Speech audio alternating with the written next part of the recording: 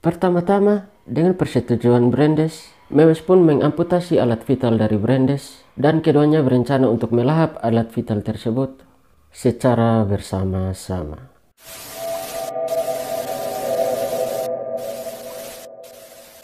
Selamat pagi, siang, sore, malam bagi teman-teman semua. Jumpa lagi dengan saya Joshua Teva. Apa kabar kalian semua? Saya berharap semua dalam keadaan baik dan sehat ya. Baik, pada video kali ini saya akan membahas tentang kasus-kasus kanibalisme yang paling mengerikan yang terjadi di dunia ini. Kanibalisme manusia merupakan sebuah tindakan yang tidak patut dilakukan seorang manusia terhadap manusia lainnya. Tindakan ini dilakukan ketika seorang manusia membunuh manusia lainnya, lalu memutilasi atau memotong bagian-bagian tubuh manusia itu dan memakannya. Inilah yang disebut dengan kanibalisme. Baik, tanpa basa-basi kita langsung saja mulai dengan pembahasannya. Hampir semua warga Indonesia pasti tahu dengan aksi kanibalisme yang dilakukan oleh Sumanto pada tahun 2003 silam. Kala itu Sumanto seperti sudah selebritis lantaran menggali makam dan merebus jenazah tersebut untuk dikonsumsinya. Bukan tanpa sebab Sumanto mencincang dan mengunyah daging manusia. Menurutnya, aksi kanibalisme yang dilakukannya tersebut adalah cara untuk mendapatkan kekuatan supranatural. Kasus Sumanto ini langsung meledak dan kerap kali dibahas di media hingga saat ini. Namun sebenarnya, di era modern ini, Sumanto bukan satu-satunya pelaku aksi kanibalisme. Di dunia masih banyak kasus memakan daging manusia yang berhasil dikuak oleh media-media internasional. Bahkan beberapa di antaranya terbilang lebih mengerikan daripada kasus Sumanto. Dan berikut ini, saya akan membahas tentang 5 kasus kanibalisme paling mengerikan dan paling sadis dari berbagai negara dilansir dari akurat.co. Kasus kanibalisme yang pertama.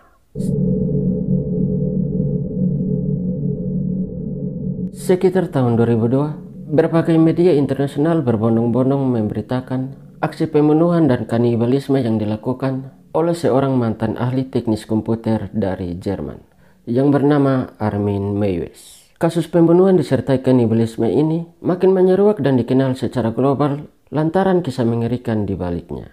Dalam kasus tersebut, Meiwes diketahui membuat sebuah iklan di internet untuk menjaring mangsanya. Lewat situs The Cannibal Cafe atau Cafe Cannibal, Meiwes pun memposting bahwa dia sedang mencari seseorang dengan rentang usia antara 18-30 tahun dan secara sukarela mau menyerahkan diri untuk disembelih dan dikonsumsi. Baru awal saja sudah terlihat sangat mengerikan ini. Seperti gayung bersambut, pada 2001, Bernard Jorgen Armando Brandes, seorang insinyur asal Berlin, Jerman, akhirnya menjawab iklan Meiwes dan bersedia menjadi santapannya. Keduanya pun bertemu di rumah Meiwes pada tanggal 9 Maret 2001. Insinyur yang menyerahkan diri untuk menjadi santapan dari Meiwes tidak habis pikir ini. Setelah keduanya bertemu di rumah Meiwes, di sanalah Meiwes merekam semua aksi kanibalisme yang ia lakukan bersama Brandes. Pertama-tama, dengan persetujuan Brandes, Meiwes pun mengamputasi alat vital dari Brandes dan keduanya berencana untuk melahap alat vital tersebut secara bersama-sama. Sudah gila dua orang ini. Meiwes bahkan sempat menggoreng penis Brandes dengan anggur, bawang serta bumbu-bumbu lainnya. Namun karena gosong, penis goreng Brandes pun dibuang dan diberikan ke anjing. Jadi dia menggoreng alat vital dari Brandes ini seperti mau menggoreng nasi goreng kah, sayur kah, pakai bumbu-bumbu segala. Memang dua orang ini sudah gila, bikin emosi saja. Namun setelah itu, karena Brandes kehilangan banyak darah dan mulai lemah, akhirnya Meiwes pun menikam korbannya dengan pisau dan menggantung jenazahnya dengan kait daging.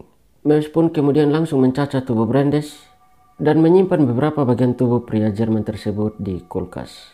Meiwes bahkan mengaku memakan daging Brandes 10 bulan berikutnya. Tidak ada otak memang. Aksi kanibalisme yang kedua.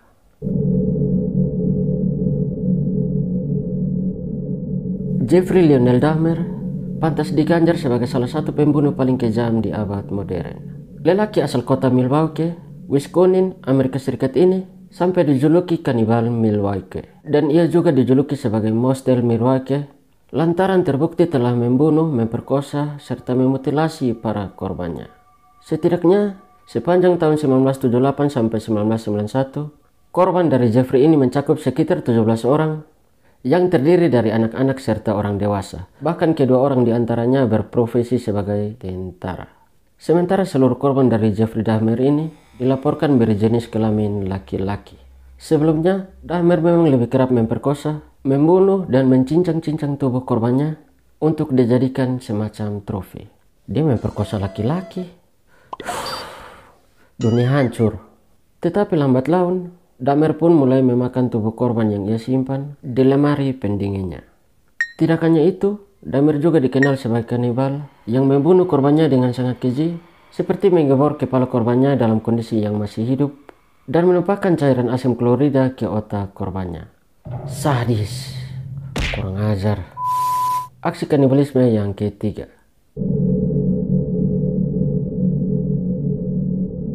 Jarno Elk disebut sebagai pembunuh tersadis sepanjang sejarah kriminal Finlandia.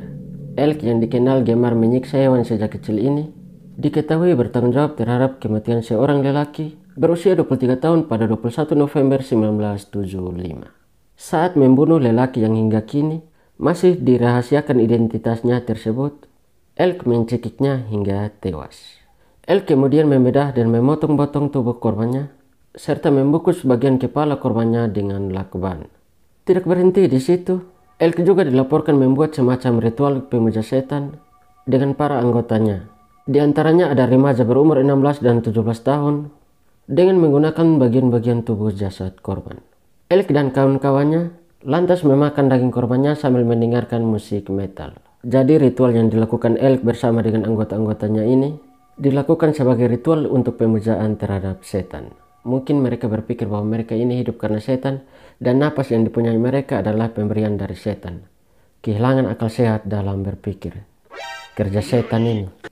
Aksi kanibalisme yang keempat.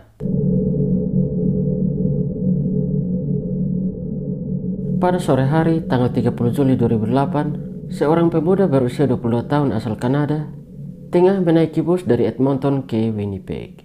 Namun saat ia tertidur pulas di bus, Vince Wei Guangli, imigran asal Cina, tiba-tiba saja mengeluarkan sebilah pisau berukuran besar dan langsung menusuk leher dan dada korbannya yang bernama MC Lean ini secara berulang kali. Pembunuhan sadis tersebut bahkan disaksikan langsung oleh para penumpang bus lainnya. Namun Lee tidak takut dengan penumpang lainnya dan ia justru menebas kepala MC Lean dan memamerkannya di depan para penumpang bus. Lee juga diketahui memotong beberapa bagian tubuh MC Lean dan sempat memakan beberapa bagian dari jasad korban. Horor pun melanda para penumpang bus. Penumpang berlarian keluar bus dan beberapa di antaranya langsung muntah dan menangis saat melihat langsung aksi kanibalisme dan mutilasi yang dilakukan oleh Lee. Diketahui saat ditangkap, polisi menemukan beberapa bagian potong tubuh seperti telinga, hidung hingga lidah berada di saku baju korban. Sementara itu, polisi percaya bahwa bagian mata dan jantung korban telah dimakan oleh Lee lantaran pada waktu itu bagian-bagian tersebut tidak ditemukan oleh polisi.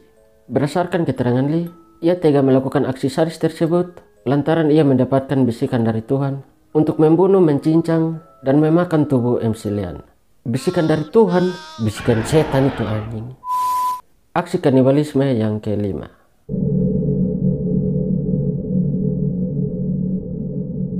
Tsutomu Miyazaki dikenal menjadi salah satu psikopat tersadis yang dimiliki oleh Jepang.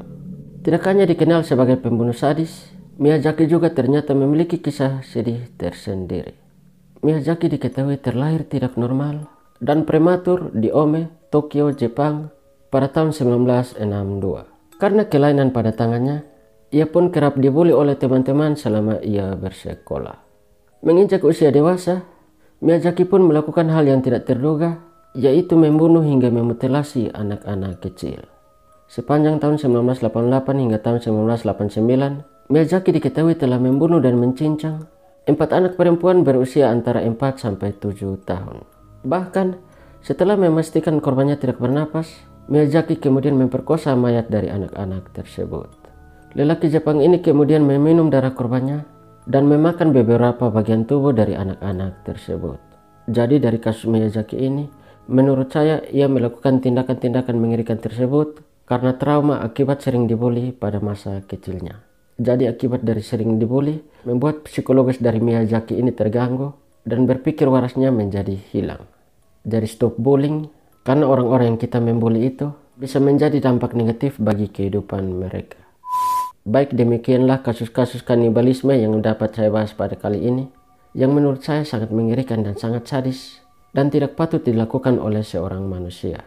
Jika teman-teman semua suka dengan video ini, jangan lupa tekan like, comment, subscribe, dan share ke teman-teman kalian semua ya.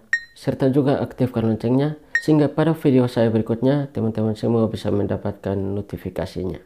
Terima kasih dan sampai jumpa di video selanjutnya.